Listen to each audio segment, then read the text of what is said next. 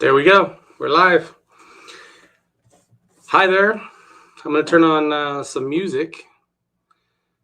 That way, whenever I'm talking, I can have music to talk to because I like that. So, I listen to lo-fi chill hop or whatever they call it. It's very cool. Nice and relaxing. Nice and relaxing to speak to. So, I like this. It has a little thing here that tells me whenever people are watching. And so this one says that no one is watching right now, but someone will probably watch in the future. So today is Tuesday. It's the second day of my 100 days of 1 hour per day. I'm making video. It's a challenge, and it's a challenge to myself. It's a goal, and it's something to work within. Like working towards a goal is great, but having certain steps every single day, I really enjoy. And so I remember when I used to do this show called Power Talk, and that was when we were in Las Vegas. It was a 1 hour show, 5 days a week. And I remember it brought me into a ton of really great habits. And so I wanted to get back into that. So I started making these videos. That's the reason I started this. Some of the habits that popped up whenever I did that before, I got to where, you do 1 or 2 days of talking, and then you're like, what am I going to talk about tomorrow? And so you start having to plan it, and not only do you plan the time that you're going to do this, but this is how it's working for me, at least. I'll just talk about how it worked for me. Not only do I need to plan this time, everything, it doesn't move. It's I'm going to do it when I do it. And so that means everything that happens in front of it needs to be organized to lead up to it so that I'm ready to do it. And then everything, all my work that needs to be done needs to be organized after it, so it makes me organize my day in a certain way. And I'm kind of talking about this because these are some of those things that have helped me kind of put together what I've got going on, and it feels fairly successful to me and to a lot of the folks we talk to. They say, oh, you don't realize how successful you are and what's going on. And so that's some of the reasons I'm making these videos. And so I wrote myself notes also. It's a great thing I wrote notes because I wanted to, that's what I'm saying. It helps me organize things beforehand. So it helps me like write notes because I know whenever I'm on live. And so I have to have some sort of notes or something, or I might just wind up, brain freeze or just sit there with nothing to think about, nothing to talk about. So here's my notes. The volcano's going off. That's something kind of cool happening right now. So if you don't know, we live in Hawaii, on the island of Hawaii, in the state of Hawaii. And so it's also called Big Island. And Big Island has 5 mountains, and they're all volcanoes. And so one of the volcanoes is an active volcano. It's called Kilauea. You've probably heard of it before. And Kilauea is erupting again right now. And so that's kind of cool. But it's also really, it creates economy, and it creates changes. Everything that creates changes usually creates changes in economies. So, for example, as soon as the volcano started going off, it went on the news, our flights were booked the next day.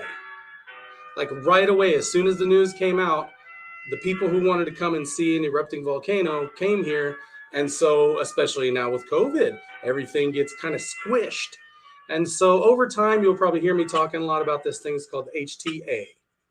HTA is the Hawaii Tourism Authority. They're a group it kind of sounds like it's a government organization, but it's not. It's a private trade organization, kind of like a trade union maybe, or we did some work in this area back when I was with Complete Event Planning in Las Vegas. We worked with trade organizations who do trade shows. A lot of times that's the reason for a lot of trade organizations, which are a little bit different than unions. Mostly trade organizations promote that in the industry or whatever. So this trade organization is called the Hawaii Tourism Authority. A lot of the folks who wind up being involved tend to have experience in the hotel industry, and that's pretty heavily the tourism industry here in Hawaii. And so if they come from that hotel industry, they probably want to promote the interests of that industry. They not only have the knowledge from that industry, but they also want to promote the interests of the industry. Well, they're very powerful. They write awesome regulation pretty much. And it's kind of funny. I'm a developer and I'm in real estate, and then I'm in business. So there's kind of this classic stereotype of a struggle between like the land developer and the county regulations. And I just don't see it that way at all. I really don't. I love when I find the regulations, the rules, the boundaries that are set, because to me, that's like a book on how to do it. It's like, hey, the government will let you run a business, and this is how. You just call this person and set up the license. And it doesn't say it like that. Of course, you have to be interested so that you'll get into it and you'll go figure out what a regulation means. Like a regulation isn't just, there are reasons for all these regulations. For example, let's talk right now about the short-term vacation rental regulations that are happening here in Hawaii, and especially here on Hawaii Island. And this is humongous for all the people that live here. It might not be very important. Short-term vacation rentals are probably not tremendously important where most folks live. A lot of folks are not traveling to where they live. Most folks live in an area that they travel away from, not to. And so an area like this where people travel to here, that tourism gets really, really important to the economy. So what's happening with the short-term vacation rental market is that, of course, it's exploding. Airbnb is popular. VRBO is popular. People love these platforms. And so if you're used to sort of maybe business traveling or traveling to see family, and you've used Airbnb or something like this before, then you go to full on, what might call like a bigger vacation, like coming to Hawaii. Most folks are not coming to Hawaii to come visit family. They're coming, for a vacation with family. And so when the Hawaii Tourism Authority makes regulations about, for example, right now we're under occupancy regulations. So the Hawaii Tourism Authority, who advises the government, and the government actually makes the regulations and the mandates and such. So they're moving up and down the amount of occupancy we can have in, for example, a hotel. In a hotel, we've been down to 50% occupancy, which means that the hotel cannot be full. They must be, the fullest they can be is at 50% occupancy. And recently, I think I heard on the news, and to tell you the truth, it changes so much. It's been a challenge to keep up with that specifically. I kind of watch the results of it, and then I look back and see, oh, well, this is what happened that day. So whenever they'll raise the occupancy, and immediately the town is full. Now, we live in downtown Kona now. We're to about a block and a half away from me. This is Kona Bay. So the harbor is right here, the bay. Fish Hoppers, the restaurant, there's a plug for you guys. And Cherry Hill, I love those guys. They sell the coffee right down there. And we're right behind, okay, I'm going to take my time to say it because it's Hawaiian and I mess it up every time. Moku Aikawa Church. So Moku Aikawa Church is right to my left. I look out my window here and I'm looking at a view of the back of it, and then the ocean is right there. So we're right down here in Kona, in the heart of tourist area. So we see it. We can get the real anecdotal, the feel of what's happening, because we can just look out the window and we can see how many people are walking up and down the road. The public parking is about a block that way, and all the stores are right here. And so I see how many people are here, and we start to notice things like, for example, whenever it rains, there's a ton more people that'll come here instead of going to the beach because they can come inside and be inside the shops.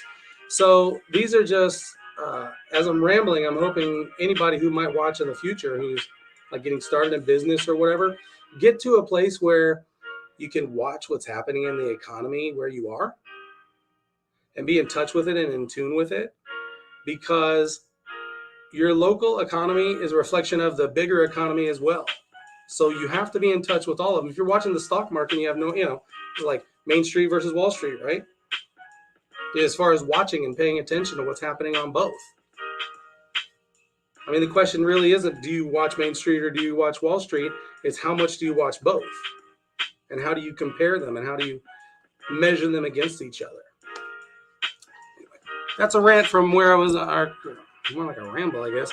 From where I was talking about originally was the Hawaii Tourism Authority and how it's affecting short-term vacation rentals and what's happening in the market right now in Hawaii. So whenever another part of what the Hawaii Tourism Authority is, they promote legislation.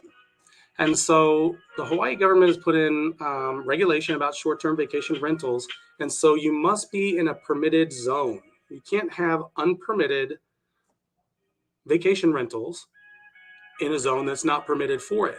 And we need to enforce this here, especially because, and the reason they do, is because it creates a large problem for the people who live in the area. If it's not zoned for, a resort zone, think about what it's like when you go on vacation and you're in the car, and you're going around neighborhoods. Imagine going around neighborhoods. You don't know where you are. You're always lost. And, that's where kids play.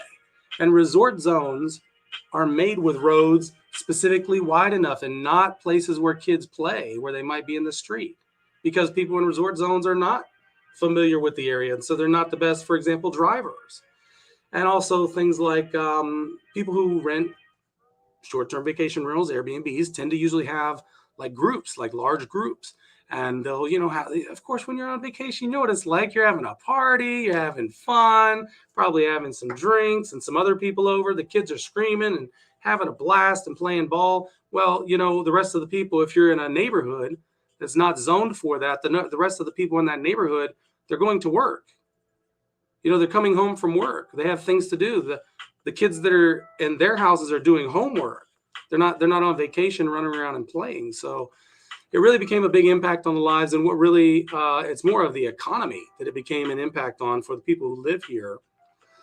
So everybody knows if you're in real estate or any kind of business, it's pretty simple. You look at short-term vacation rental is going to make more money than a long-term rental. It's just like any kind of business. The smaller unit that you sell, the more you can charge per unit or per volume of the unit.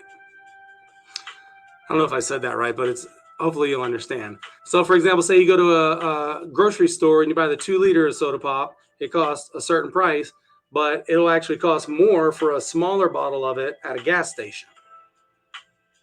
And so that's what I'm talking about with short-term vacation rentals. You can make more by selling a shorter amount of time. You're renting, and so what you're selling is a unit of amount of time. So if you sell a smaller amount of time, you can make more money in a month or from January to December, however you want to put it. But you can make more by selling the shorter units of time. So what does that do to the economy here? Everyone who is, it's tough to say everyone, but there's very few people who are not trying to make money from renting out their short-term vacation rental. Most people are not doing it just to make friends. I'm sure there's some people out there that are, but most people are trying to make money. And so they tend to look eventually at what makes the most amount of money, and what winds up making the most amount of money is the short-term vacation rentals. So that means for the people who are here, it lowers the inventory. And it really doesn't seem like a big deal, except for you can't get off of the island to go to like another town where it's cheaper, or drive an extra half an hour because it's cheaper, because we're on an island where there is nowhere else to go. For example, this town that we're in right now, this is Kona, Hawaii. There's about 10,000 to 11,000 people that live here in town.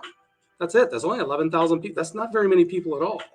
And so when you have a large amount of tourists coming in daily, this small amount of population servicing that large amount of tourists coming in can get pushed out. And that's exactly what happens. And it's well talked about on the news and by economists and such and commentators here in Hawaii.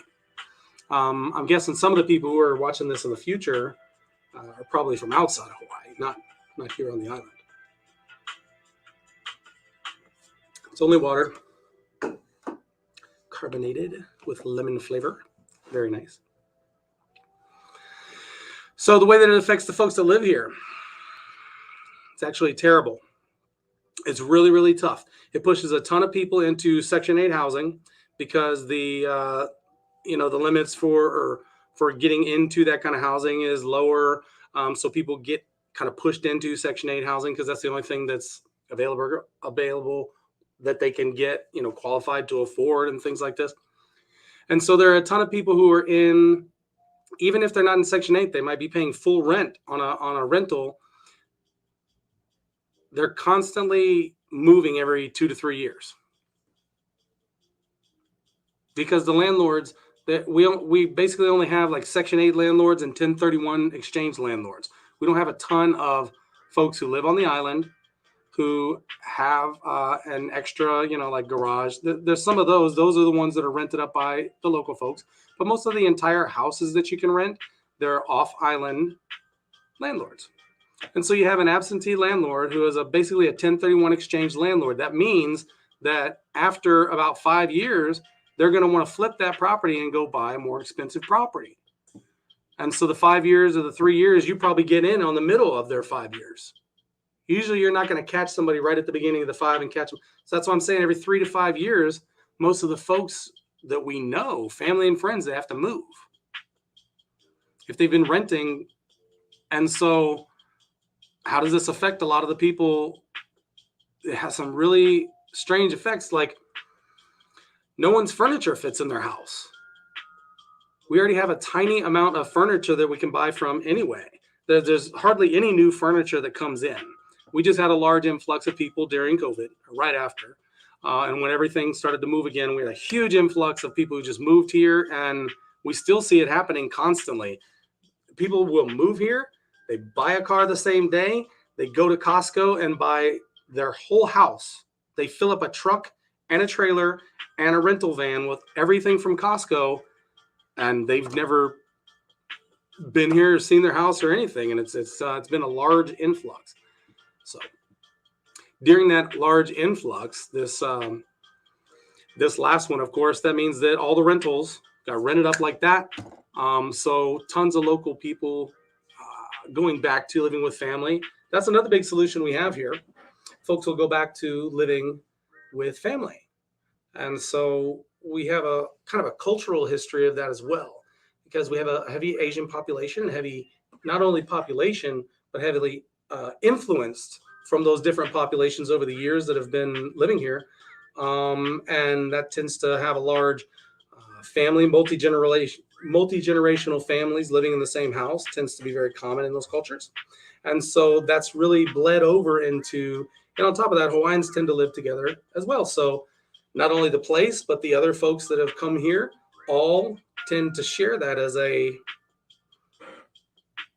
common value and a common trait to live together multi-generationally in families like that. And so that's been one of the solutions. It's not always the best solution, but people can do it. And that's what we've seen a lot of people doing. And so that's kind of what's happening with the rental market with short-term vacational rentals. So short-term vacation rentals have also gotten, the government has been cracking down on them. So how does that work? Here on Big Island, I'll just speak about Big Island. I think it's similar on the other islands because each island is a different county, and in different counties, they have different regulations. So here on Big Island, Hawaii, the rule is that you have to be in a zoned resort hotel area to have a B&B. And that means to operate a short-term vacation rental. A short-term vacation rental is renting for less than 30 days. So that's important because that'll come up again in a minute. So, there have been a lot of like different things where people will get on Airbnb, and the way this is how they regulate it. You are either in a resort zone or you're not. So if you're outside of a resort zone, you have to get a special use permit. And whenever you get that special use permit, you get a registration number. And so we even have people in the government that's their job is to check the registration numbers. And every advertisement that you put out, you're supposed to put a registration number. Well, the people who paid a ton of money to get this special use permit, it cost a lot of money. They had to hire attorneys and they had to file it correctly. And so the people who paid for that, they also pay fees every year. They pay membership. It's not dues. They pay it's fees it's license fees. That's what it is. It's license fees. So those license fees go to pay a regulator, and the regulator answers phone calls from people who are complaining about unregulated or unlicensed B&Bs operating in their neighborhood. And people find them. It's really easy to see. All the tourists drive dang near all the same cars. It's Jeeps and Mustangs, and they all look the same. The red Jeep and the red Mustang. And so anyway, whenever you see those parked in front of the house and the people getting out with all their beach stuff constantly, and they're not working, it's really easy to see in the neighborhood, and people complain about it. And so because it creates wrong kinds of traffic in the neighborhood and things like this, big problems. And then also nobody can afford because of these short-term vacation rentals. So not only do the neighbors complain whenever somebody else who paid money to get a short-term vacation rental special variance, to get a special use permit, to get all this paperwork done, if they see your ad on Airbnb or Craigslist or whatever, then they say, well, I don't see a registration number here and you're supposed to have it. And they call the regulator and complain because they don't want problem B&Bs, because then it makes it harder on them and they get harder regulation, and then it gets harder for them to run their own business. So anyway, everybody acting in their own self-interest, which is humans.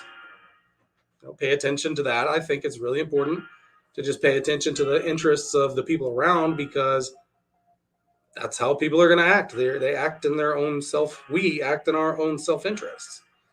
So the way it's turned out now, this is the interesting part I wanted to get back to. 30 days is a short-term vacation rental, and that's been the standard. And so people, you can get a month-to-month lease, and that's one thing that landlords are pretty rough around here, and we have some strong landlord-tenant laws to regulate against really tough landlords. We had tons of back in the 60s and 70s especially. I don't really know when, but this is what I've heard people talk about, is that we had tons of off-island landlords who were just terrible to the people.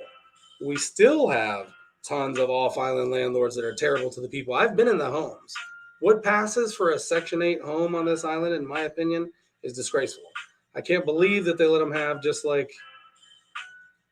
it's not very well constructed or very safe in my opinion, but as long as it doesn't have any mold, Section 8 will pay for it, which is good because it does encourage people to participate as landlords in Section 8, but it also encourages people to participate in a very cheap way and not really service a customer. This is something I talk about all the time. Most folks in business fail. It's very unlikely that you're going to start a business that's good and succeed and all that kind of thing. But there's something in common about all businesses that succeed, and that's that they serve the customer. They serve people. They have something that people want, and people buy it from them. And I know this seems like elementary and silly and kind of stupid, but it's really important to think about.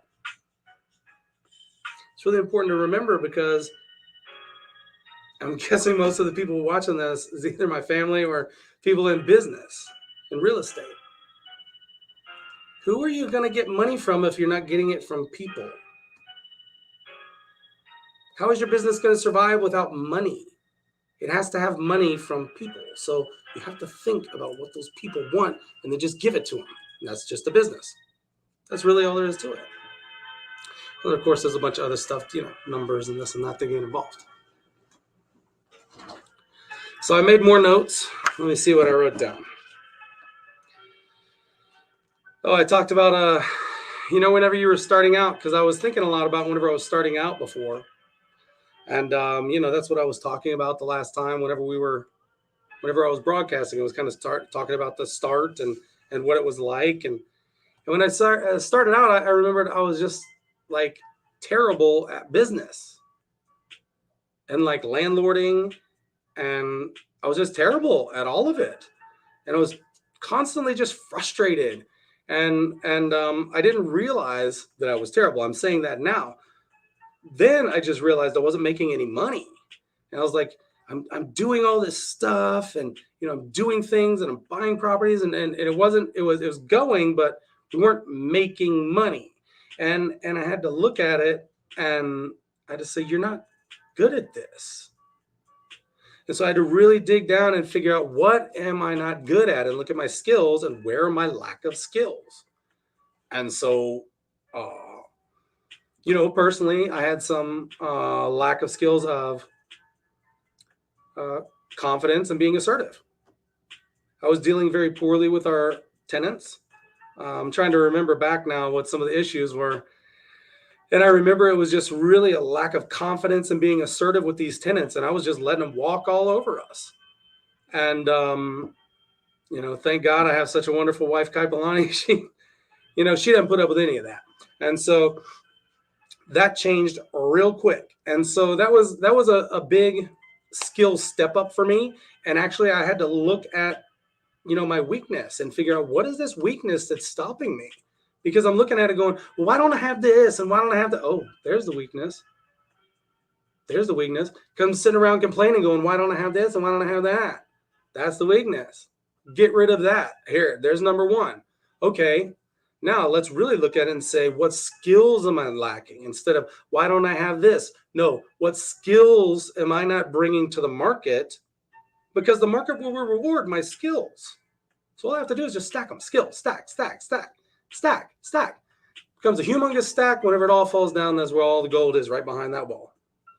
And I have no idea what that means, but a billionaire taught it to me. His name was Richard Kroll, and I think about it all the time. And I sort of understand it, but he was talking about multi-level marketing. And he said, it goes to all business. It's not just this one thing. And he said, this is how it works.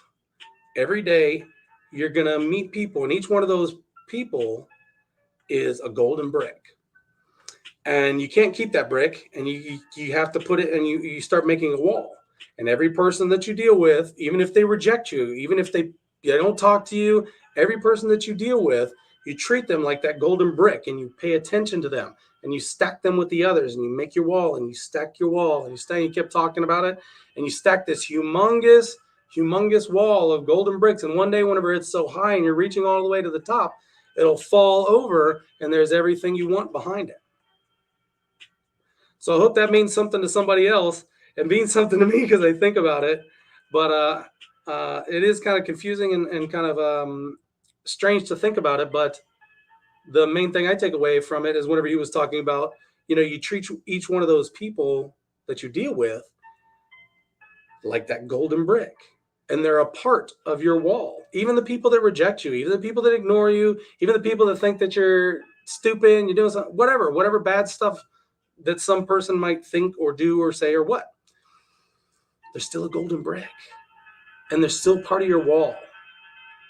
And so you just you don't pay attention to that part of them. They're still a golden brick. And you keep treating each person like that golden brick. Because no matter whether they're saying whatever they're saying or doing, they're still a golden brick, and they're still part of your wall that you're building. And so I hope that means something to somebody. So I was thinking about, these skills that I was lacking. And whenever I was trying to get better, and I started thinking, it's kind of ridiculous for me to think that I should earn this real high amount of income when I don't have the skills that go to that high amount of income. I'm sitting here thinking I should have that, but my skills are way down here. And so that's where it really comes to looking in the mirror. That's what it was for me. I was really looking in the mirror and say, where are my skills? What are they? And where are they lacking? And how do I fix that? Okay, well, let's talk about this. I had a lack of skills of math. And, now I'm a CIO portfolio manager. All I do is deal with math and spreadsheets and numbers and percentages and calculations all day, every day. That's all I deal with. That's all we talk about is numbers, and it's all numbers. And whenever I was in school, I was in remedial classes for math. My entire schooling, all through high school, all through all that.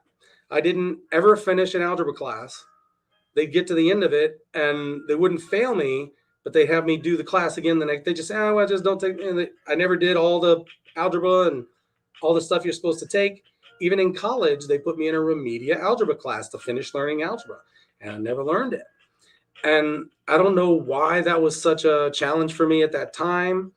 As I'm talking about it, it's almost like therapy talking to the camera right now. As I'm thinking about it, at that same time, I was heavily involved in singing. I was a professional. I was working towards becoming a professional singer, and so that's how my mind was totally set on that. And I think maybe I wouldn't let myself be distracted by math because it does take concentration and focus. And I think it's one of the most important things that I've done is pay attention to math and learn it and understand it. Um, it's definitely one of the most important things I've done, especially for business, but really for my entire life. It's really been important. It helped me realize that it's ridiculous for me to think, how can I compare myself to somebody that for 20 or 30 or 40 years has been focusing on one thing. I started 5 or 6 months ago and I've been focusing on it real hard and I still have no skills in it. Well, of course not.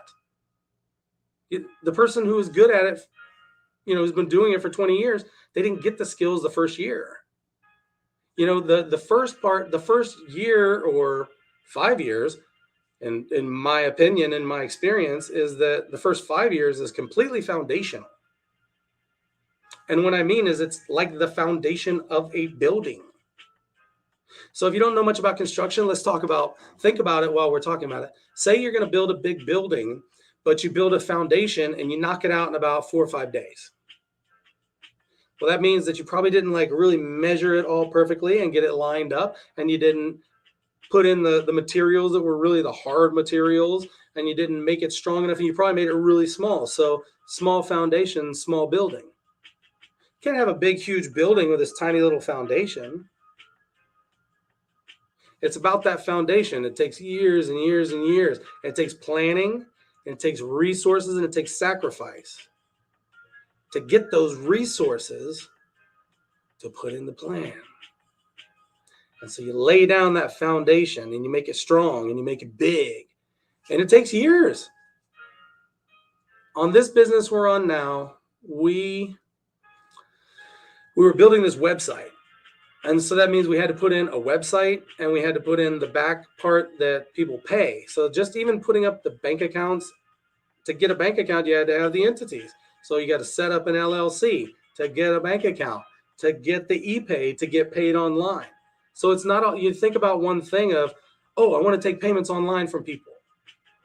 Well, that's the foundation of the business is the LLC, the bank account, connecting the bank, the merchant who's going to take the money and forward you the money before the money even gets to them. They're loaning you money. So guess what? They're going to do a credit check on you pretty much. They want to make sure that you're solid, that they can get, and they have to have access to your bank because they'll take it back out if the money doesn't come. Well, at least this one does. So my whole point is that, that foundation I was talking about, it doesn't come from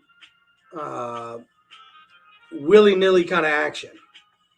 It doesn't come from, let's go back to talking about construction. Say you're building the foundation of a large skyscraper.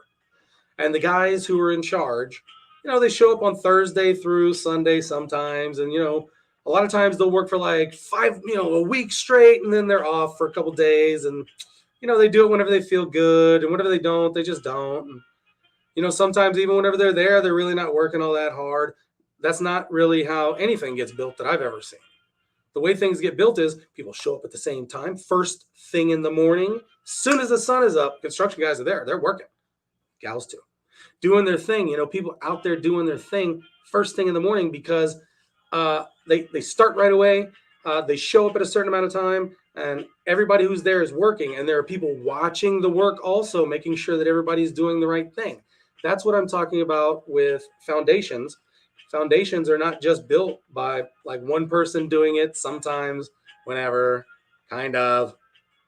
I think I'll jump online and sell something on Amazon, and then maybe in a week I'll make a video on YouTube or whatever. the way to get things done is that's kind of one of the reasons I started up doing these videos like this. Is because the way to get things done, the way to accomplish is you set some goals, and you set some tasks, and you get on it and schedule, regular, consistent. Oh, what did CD used to say? Consistent persistence overcomes resistance. Consistent persistence overcomes resistance. And it works every time.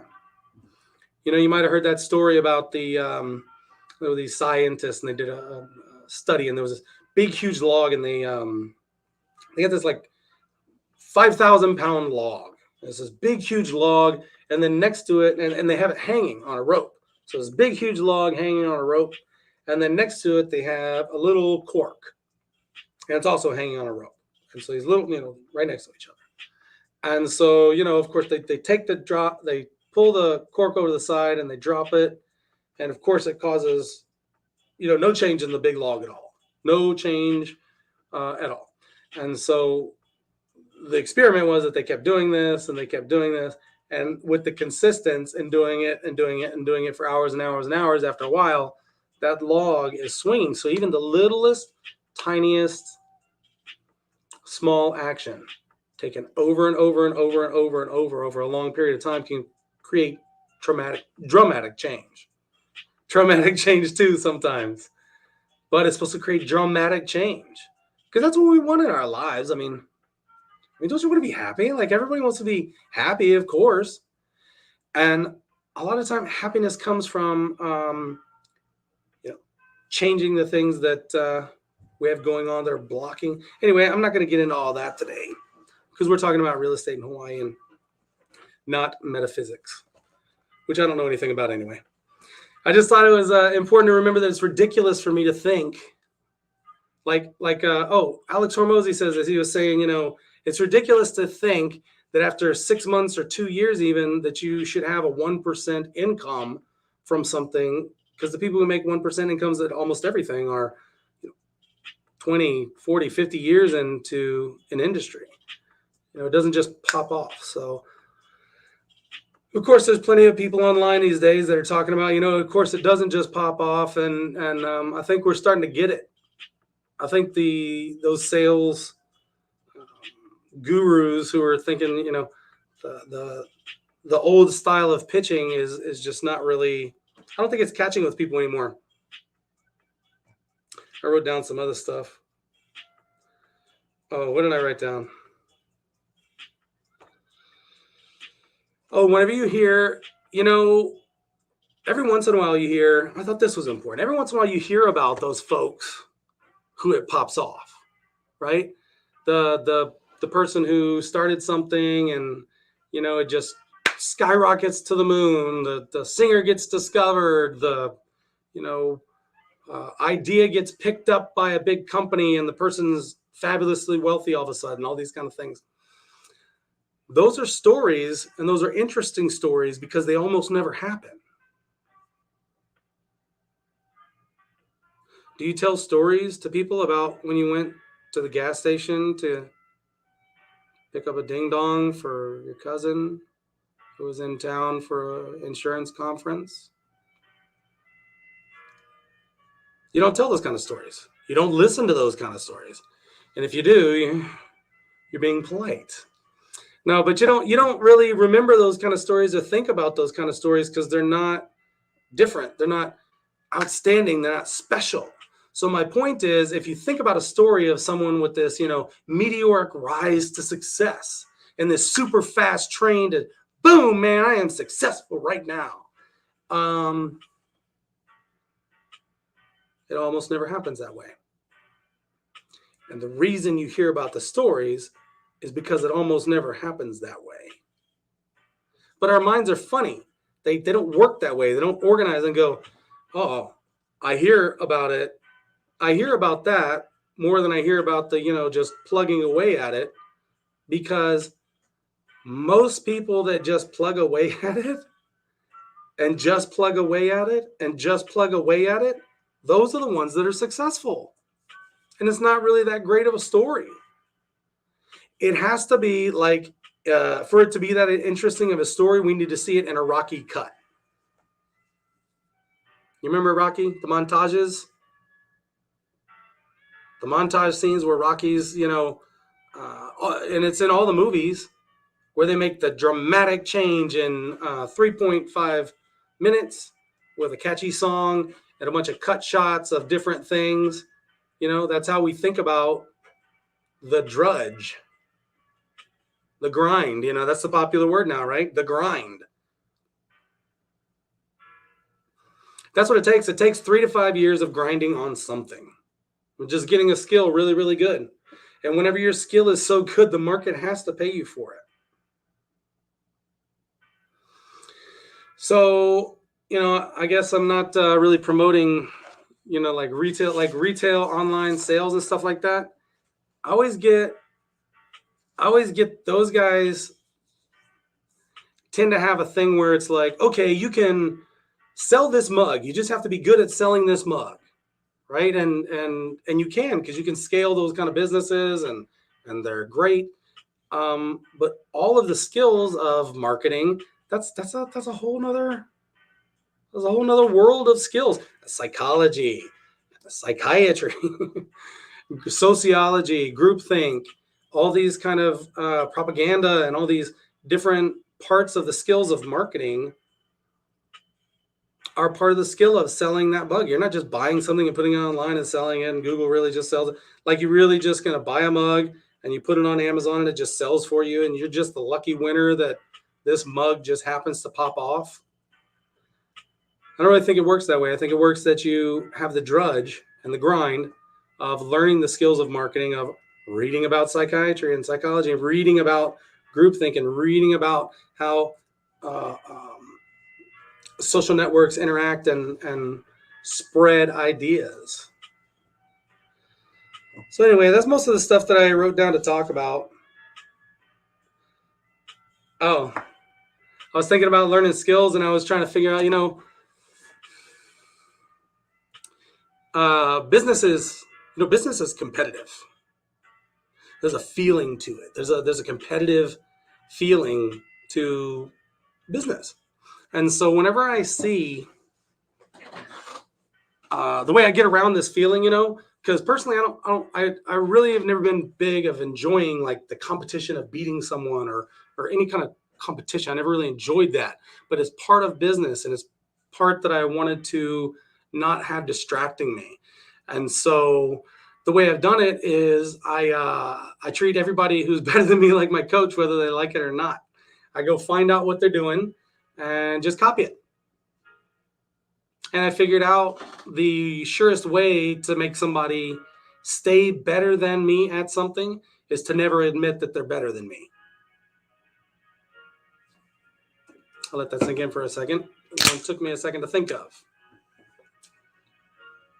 Water.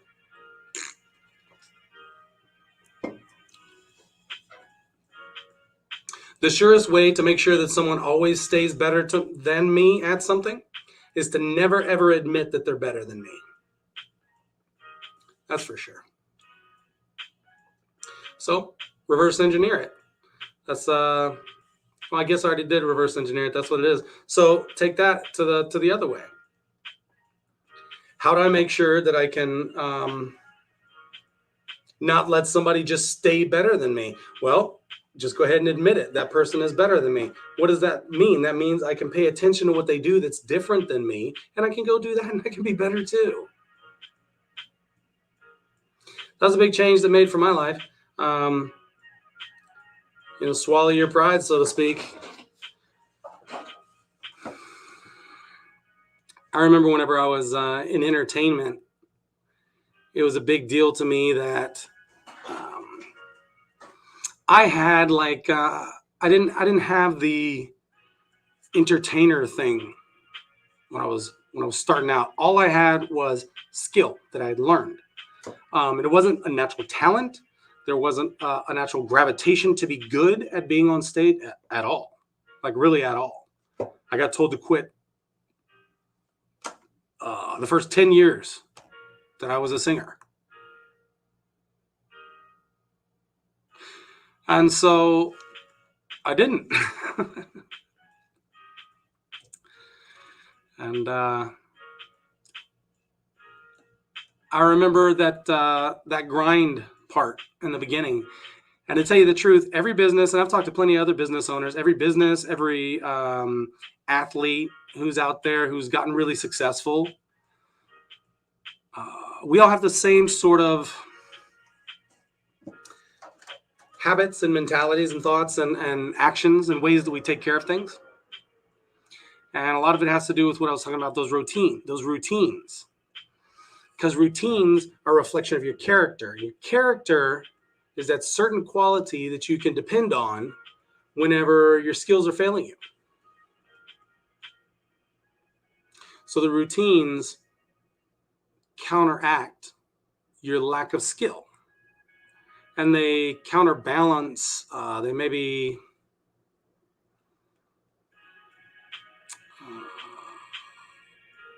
they counter leverage your lack of skills. So you can leverage your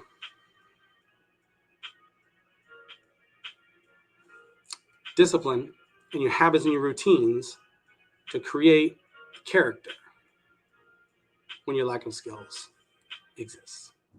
So apparently I'm rambling. It feels like I've gotten run out of things to talk about because I ran out of my notes. But the first thing I was going to talk about originally was the Hawaii Tourism Authority and real estate in Hawaii. And so I think I explained a lot about that and what it's done to the prices and such. It's been really challenging on the folks that live here to deal with the prices. And so one of the things that's happening, so here we're getting to the end of the video now. And so I'll give you like a tip, excuse me. The government in Hawaii is passing regulations right now to increase the short-term vacation rental designation to 180 days, which is 6 months. So the shortest rental you will be able to have in Hawaii moving forward will be 6 months. And so this is part of a larger plan that I've been talking about for a while. If you're interested, I would suggest that everyone who has any kind of investment in Hawaii read the Hawaii Destination Master Plan, DMAP, Destination Management Plan. I'm sorry, Destination Management Plan. It's called the DMAP. And so that's the 2021 DMAP for the state, and each county has their own as well. And so that was written by the Hawaii Tourism Authority, which is really just a suggestion to legislators of regulations that they'd like to be passed. And so that's really kind of what happens. The HTA writes it, and that's what becomes the law. So I would suggest everyone interested in investing in Hawaii, go read all of that. It's very important. It's their plan. They're telling you, they're giving you the rules, saying, here's the rules, here's what you can do. So I suggest go read it because it tells you what you are allowed to do. And so it's basically encouraging you to do what you're allowed to do. And here in Hawaii, you're going to have a business. People are going to keep coming here. They love it. It's, it's paradise like I talk about all the time. And so if you want to have a business here, all you have to do is just follow those rules and stay a long time. That's another thing Richard Kral told us. He said, sign up and don't quit. And of course, he was talking about multi-level marketing, but I'm talking about any business in the world. Just start and don't quit. Well, I made it to 48 minutes today. Like I said, I'm trying to do an hour every day, but I feel like I've run out of stuff to talk about. And so hopefully I'll be bringing on people to talk with me and keep grinding, brother. Steve Sosabe. Oh, yay. I get to see my buddy Steve. That's a really fun surprise to see Steve on there. And I love you, buddy. So we'll get back on here again tomorrow. It was great talking to y'all. Y'all have a wonderful day. Aloha.